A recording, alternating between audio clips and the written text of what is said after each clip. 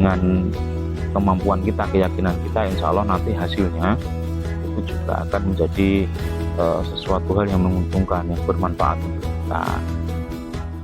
Baik, perkenalkan, saya Agung, salah satu yang sedang menekuni dunia pertanian pepaya Kalina, gitu ya. Bisa disebut seorang petani yang coba-coba gitu ya, karena petani yang minim pengalaman. Saya hanya belajar dari YouTube, dari para petani-petani yang membagikan hasil pertanian mereka, cara bertani mereka. Saya belajar dari situ dan saya menerapkan di kebun pepaya saya ini.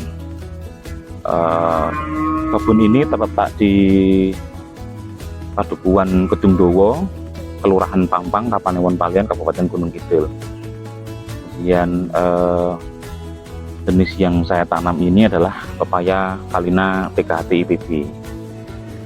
Daripada lahan tidak terpakai, kita buat untuk menanam pepaya ini. Dan ini adalah penanaman yang kedua saya, karena penanaman pertama itu menurut saya mengalami kegagalan gitu ya. Dari segi perawatan, dari segi persiapan lahan, persiapan daripada pemupukan dan lain-lainnya, itu memang saya belum begitu memahami. Tapi untuk yang kedua ini sudah mendekati harapan saya gitu ya.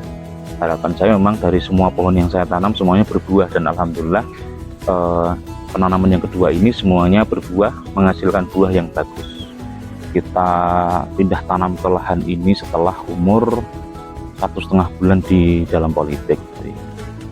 Untuk pepaya ini sendiri sebetulnya tidak semua pepaya yang kita tanam ini bentuknya sesuai harapan kita. Jadi ada beberapa pepaya yang bentuknya bulat, kan ada yang beberapa yang memang sesuai. Kemudian kenapa saya menanam Kalina ini, karena karakternya itu sesuai dengan pengalaman saya. Menurut saya itu lebih tahan daripada penyakit, kemudian punya buah yang tebal, punya buah yang besar, kemudian pohon juga bagus dari segi pertumbuhan dan ketahanan pohon itu juga kuat gitu ya. Untuk pengolahan lahan sendiri, karena dulu ini awalnya adalah lahan untuk pertanian padi ya, karena dulu sempat pernah menanam padi dan hasilnya saya bilang gagal, karena ya mungkin faktor pengalaman yang belum ada dari saya dari pertanian gitu ya. Jadi ini lahannya dulu kita rombak, kita buat bedengan dengan ukuran bedengan 1 meter, kemudian dengan sela di bedengan itu 1 meter 25 cm. Tapi ternyata bedengan yang saya buat ini menurut saya ternyata memang kurang tepat. Jadi bedengan yang baik itu adalah bedengan yang lebarnya lebih dari 1 meter. Jadi paling tidak lebar bedengan itu yang bagus ya memang paling tidak 1,5 meter gitu ya. Kemudian parit atau sela-sela bedengan itu dibuat 1 meter 25 cm, itu juga bagus, atau 1 meter saja sudah cukup. Karena kalau yang saya buat ini bedengannya terlalu kecil gitu, jadi akar-akar yang sudah besar itu melebarnya terbatas. Kemudian untuk pupuk dasar ketika pengolahan lahan, kita hanya menggunakan pupuk kandang ya, pupuk kandang yang sudah berfermentasi ya. Jangan sekali-kali pakai pupuk kandang yang masih baru, karena itu sangat-sangat berisiko. Itu sepengalaman saya memang sangat berisiko. Jadi memang sebaiknya pakai pupuk kandang yang sudah terfermentasi. Kemudian selain pupuk kandang juga menggunakan dolomit. Di kebun ini ada kurang lebih 127 pohon, iya. Ya memang ada beberapa pohon yang memang tidak selamat gitu ya, mati gitu ya, karena mungkin perawatan yang kurang.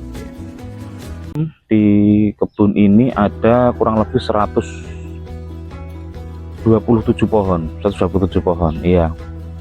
Ya memang ada beberapa pohon yang memang tidak selamat gitu ya, mati gitu ya, karena mungkin perawatan yang kurang. Jarak tanam di kebun kami ini kurang lebih 2 meter 25 cm, 2 meter 25 cm, dan ini ternyata sangat-sangat rapat gitu ya, sangat rapat. Idealnya memang 2,5 ke atas, 2,5 sampai 3 meter itu memang ideal untuk penanaman pepaya gitu ya. Dari segi cahaya matahari yang masuk, kemudian perakaran itu memang idealnya adalah 2,5 sampai dengan 3 meter, itu sangat-sangat ideal.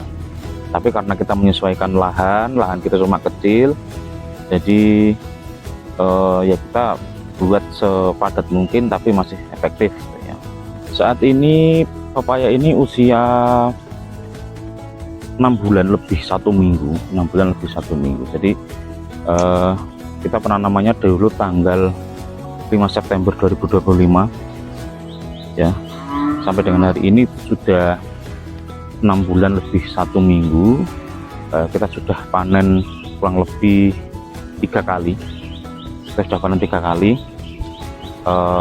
dan panen itu juga karena panen awal ya, jadi belum maksimal, belum semua pohon bisa dipanen. Perawatannya juga kita sesuaikan ya, mulai dari kita pindah tanam, jadi kita harus membuat jadwal yang tepat juga, mengingat curah hujan di wilayah ini itu cukup tinggi gitu ya. Kadang kalau musim hujan itu tinggi sekali, jadi kita harus bisa menyesuaikan. Jadi mulai dari pembenihan, pembibitan, sampai dengan kita pindah tanam itu juga harus terjadwal sesuai dengan waktu yang tepat gitu ya. Jadi ini kita buat tanggal 5 September 2025 itu kita pindah tanam ke sini. Waktu itu belum memasuki musim hujan, jadi tujuan kita adalah tanaman ke kebun, dipindah ke kebun itu dalam posisi belum musim hujan, dan artinya kita juga harus melakukan perawatan penyiraman 3 hari sekali, kemudian berubah menjadi seminggu sekali. Tujuannya agar tanaman tidak terkena air hujan dulu, tidak akarnya biar kuat dulu lah gitu ya. Akarnya biar kuat dulu dengan model penyiraman secara manual, menggunakan selang piping gitu ya. Kemudian ketika memasuki musim penghujan itu tanaman sudah cukup kuat, berusia kurang lebih ya hampir 2 bulan. Itu biasanya sudah kuat, sudah akar-akarnya sudah kuat, sudah tidak berisiko untuk tumbang gitu ya pohonnya. Kemudian dari segi perakaran juga sudah kuat untuk menahan debit air yang begitu besar gitu ya, untuk mengantisipasi busuk akar. Itu juga sangat perawatan di tanaman ini, utamanya untuk penyiraman dan juga pemupukan gitu ya. Di fase vegetatif ini wajib kita lakukan penyiraman karena kita menggunakan model selang dan selang piping gitu ya, untuk kita buat yang lebih praktis terkait dengan penyiramannya gitu ya. Di masa vegetatif itu karena kita awal tanamnya di belum musim penghujan, jadi kita wajib melakukan penyiraman. Dulu intensitasnya 3 hari sekali, di bulan kedua kita buat 1 minggu sekali gitu ya. Jadi penyiraman ini wajib gitu ya, karena sifatnya tanaman memang sangat butuh air ketika masa-masa vegetatif. Tapi tidak disarankan musim penghujan ditanam gitu ya, karena memang debit airnya kalau di wilayah kita itu sangat tinggi. Jadi masa vegetatif di musim penghujan itu masih tidak disarankan. Kemudian untuk pemupukan di awal, di fase vegetatif dari pindah tanam sampai dengan usia 2 bulan itu kita menggunakan pupuk vegetatif. Ada NPK 16, ada Ultradap, kemudian kita menggunakan magnesium sulfat. Itu kita kocor ya, itu kita kocor seminggu sekali itu usia 1 sampai 2 bulan, itu wajib gitu ya. Perbandingannya untuk pupuk NPK 16 kita buat gelas ya, kita buat gelas pakai gelas yang besar itu, cup gelas besar itu kita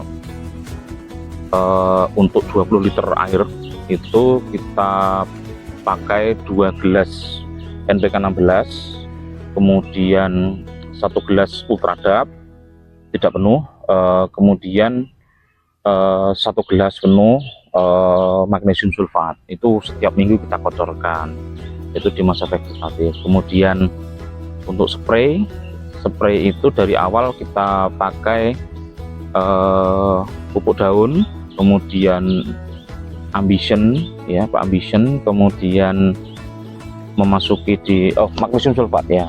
Jadi pupuk spray di fase vegetatif itu ada Ambition, pupuk daun, dan juga magnesium sulfat. Kemudian untuk pupuk di fase generatif itu mulai muncul bunga, kita menggunakan pupuk kocor, kita pakai NPK 16 dan grower ya. Itu untuk perbandingannya masih 1:1. Kita kocorkan, kalau masuk musim penghujan berarti ya kita taburkan gitu ya, kita taburkan. Kemudian untuk spray kita beralih ke MKP ya, masa pembungaan itu kita beralih ke MKP, masih menggunakan Ambition dan masih menggunakan magnesium sulfat. Kadang kita juga pakai KNO3 putih.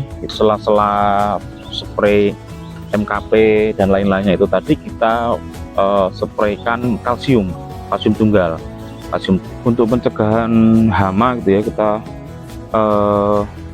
Kita wajib menggunakan fungisida dan insektisida. Jadi mulai dari fase vegetatif itu kita buat 2 minggu sekali kita spraykan fungisida dan insektisida berbarengan. Sebaiknya memang tidak berbarengan ya, tapi karena kondisi waktu kita buat bareng gitu ya, kita campur gitu maksudnya. Itu kita menggunakan 4 jenis, jadi 2 jenis fungisida dan 2 jenis insektisida. Kita rolling 2 minggu sekali. Itu untuk pencegahan hama di daun. Kemudian juga di fase generatif pun seperti itu. Jadi apalagi musim penghujan, kalau musim penghujan memang insektisida fungisida itu sangat-sangat wajib. Kalau musim penghujan kita buat 1 minggu sekali. Selain itu pencegahan akar busuk dan lain-lainnya juga diperlukan. Jadi pengolahan lahan, kalau ada genangan-genangan di sekitaran tanaman ya kita usahakan untuk genangan itu kita alirkan, kita tidak menggenang. Kemudian perawatan tanahnya, kita dari vegetatif sampai dengan hari ini, sampai dengan usia 6 bulan lebih ini, kita menggunakan dolomit itu wajib sekali. Dari 127 pohon itu kita bisa panen kurang lebih sekali panen itu sekitar 60-70 kilo. Monggo kalau misalkan mau ke tempat kami gitu ya, atau menghubungi saya itu boleh saja. Nanti silahkan kalau misalkan mau bertanya, mau sharing gitu ya, berbagi ilmu. Saya juga masih minim ilmu, jadi saya masih perlu banyak pengalaman dari teman-teman semuanya sudah berpengalaman. Dan kalau misalkan nanti apa yang saya sampaikan ini ada yang kurang, bisa disampaikan melalui komentar di YouTube ya. Jadi silahkan kalau ada masukan, ada kritik, saran, semuanya silahkan disampaikan. Kalau mau yang teman-teman yang dekat di sini ya, panjenengan semuanya kalau misalkan mau lihat kebun saya, mau mampir ke sini atau mau petik buah itu juga diperbolehkan. Mungkin itu ya yang bisa kita sampaikan. Barangkali hasil yang saya tekuni ini memang hasilnya seperti ini. Monggo ini bisa menjadi referensi untuk teman-teman semuanya yang mau bertani. Mungkin dari saya banyak hal-hal yang saya sampaikan kurang tepat atau salah, saya mohon maaf, dan ya sampai jumpa.